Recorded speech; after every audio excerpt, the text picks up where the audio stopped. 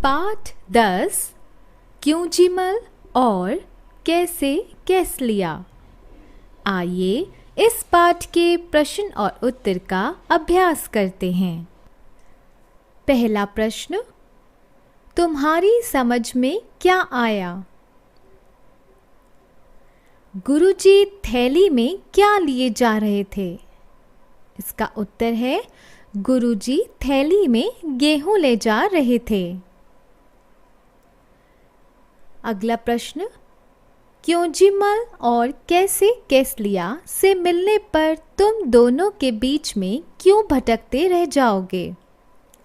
इसका उत्तर है क्यों जिमल और कैसे कैसलिया अपनी बेकार के प्रश्नों में हमें उलझाए रखेंगे और इनके प्रश्नों का अंत नहीं होगा। अगला प्रश्न, शिवदास ने गुरुजी की थैली देखकर अपनी गाड़ी क्यों दे दी? इसका उत्तर है शिवदास ने गुरुजी की थैली देखकर अपनी गाड़ी इसलिए दे दी थी क्योंकि वे गुरुजी की मदद करना चाहते थे। वे नहीं चाहते थे कि गुरुजी इस उम्र में इतना पैदल चले। अगला प्रश्न, रोटी एक नाम अनेक।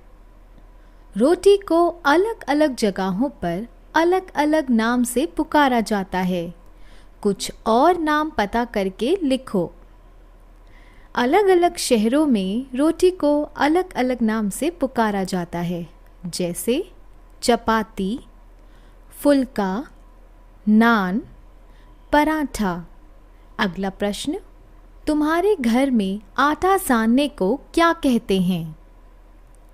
तो इसका उत्तर है, जैसे कि कुछ उदाहरण है, आटा गूंदना, आटा गलाना, आटा मलना और आटा लगाना।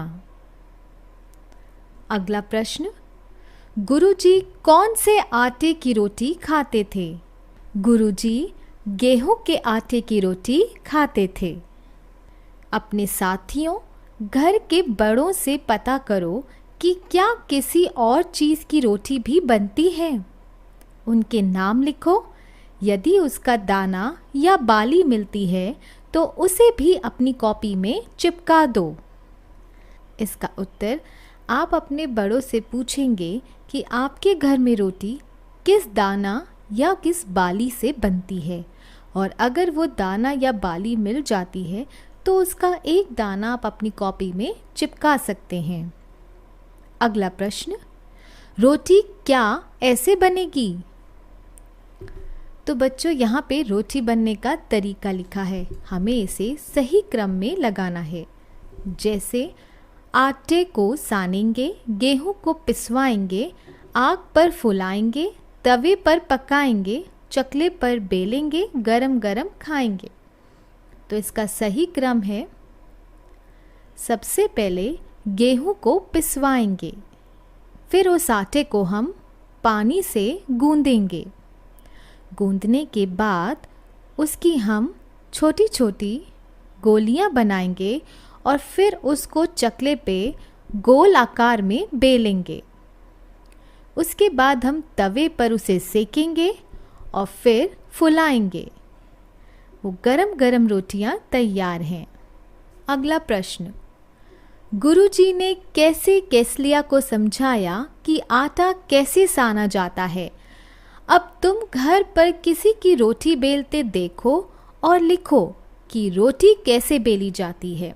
तो इसके उत्तर में आप बड़ों को देखेंगे कि वे रोटी कैसे बेलते हैं, तो उसकी प्रक्रिया को आप अपनी कॉपी में लिखें। अगला प्रश्न, रोटी बनाने के लिए कितना कुछ काम करना पड़ता है, जैसे सानना, बेलना आदि। पता करो और लिखो कि इन्हें बनाने के लिए क्या करना पड़ता है। तो पहला है चाय बनाने के लिए, दूसरा सब्जी बनाने के लिए, दाल बनाने के लिए, हलवा बनाने के लिए और लस्सी बनाने के लिए। तो बच्चों, यहाँ पर भी आप अपने बड़ों से पूछ कर लिखेंगे कि आपके घर में ये सब चीज़ें किस तरीके से बनाई जाती हैं, और उसी प्रक्रिया को आप अपनी कॉपी में लिखेंगे। अगला प्रश्न, दाम। नीचे कुछ आटों के नाम लिखे हैं, उनके दाम पता करो। जैसे कि मक्की, उसका वजन और दाम लिखना है। बाजरा, वज़न और दाम। चना, वज़न और दाम। इसको भी आप अपने बड़ों की सहायता से वज़न और दाम उनसे पूछकर लिखेंगे। अगला प्रश्न आस-पास। हम गेहूं पिसवाने आटा चक्की पर जाते हैं। हम इन कामों के लिए कहाँ जाते हैं? पहला है आटा खरीदने। आटा खरीदने बच्चों हम जाते हैं किराने की दुकान पर। पंचर बनवाने हम जाते हैं साइकिल की दुकान पर। दूध खरीदने हम जाते हैं गौशाला या डेयरी में। जूते की मरम्मत कराने के लिए हम जाते हैं मोची के पास। सुराही खरीदने हम जाते हैं कुम्हार के पास। कॉपी या किताब खरीदने हम जाते हैं स्टेशनरी। बाल कटवाने हम जाते हैं नाई के पास। अगला प्रश्न, अपने घर के पास के आटा चक्की पर जाओ और पता करो कि वहाँ क्या क्या पिसता है। आटा चक्की किस चीज़ से चलती है? दिन में चक्की को कितनी बार रोका जाता है? तो बच्चों, ये एक तरह से आपका गृह कार्य है। आप खुद से लिखेंगे। आप आटा चक्की की दुकान पे अपने किसी बड़े के साथ जाएंगे और वहाँ ध्यान से देखेंगे कि किस प्रक्रिया से सारे काम होते हैं और उसी को आप उत्तर में लिखेंगे। तो बच्चों, यहीं पर इस पाठ के प्रश्न और उत्तर का अभ्यास खत्म होता है। आशा करती हूँ आपको समझ आया होगा। अब मैं आपको मिलती हूँ मेरे अगले वीडियो में एक नए पाठ के साथ।